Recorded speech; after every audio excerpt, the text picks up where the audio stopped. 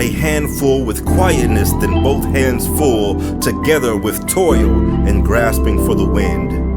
Ecclesiastes chapter 4, verse 6. Listen closely, don't you hear it? Crashing into your eardrums with the veracity of a raging bull when it sees red. What is it? Silence, my friend. Quietness. Peace indeed. The sound of rest. The soundtrack of the Sabbath. The absence of angst. The retraction of responsibility. The deprivation of duty. The calm without consequence. Yes, the sound of silence. Quietness. The righteousness of rest.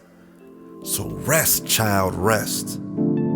Your toil was not in vain, and yet your veins toil as your heart pumps with the blood of the one whose work was complete. It is finished. Not the sacrifice of unblemished livestock, not the rituals of the religious, not the tithes of the tiresome, nor the chants of the church folk. Not the click-clack of the keyboard, the facsimiles of the fiscal reports, or the hours of overtime. It provided a home, a sense of security, a peace of mind, at least most days. It was a blessing more often than not, but now it is finished. Your work is done. Rest, child, rest. Rare is the soul who wakes day after day with the resolve to serve each hour its proper ration. Not cheating the system, skimming from the top or settling for the bottom. You gave your best when your soul yearned for rest. You gave your all to fulfill the call. Your perseverance and diligence reflect your master's magnificence. But you were no slave, except to the righteousness that called you to the very work that is now complete. It is finished.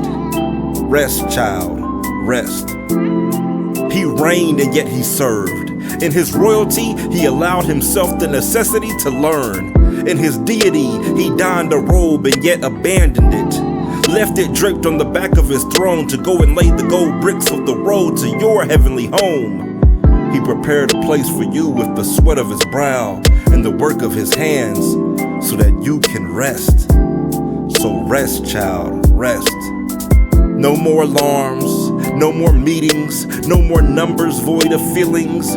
That has never defined you. But you know as much, you showed as much, voicing the truth at all costs because you knew that your provision was not mandated by man but by the God who created him instead. So replace errands with explorations, change schedules to siestas, swap timesheets with satin sheets of the best thread count. Then and only then have you got it all figured out. I'm proud of you. Now rest, child, rest.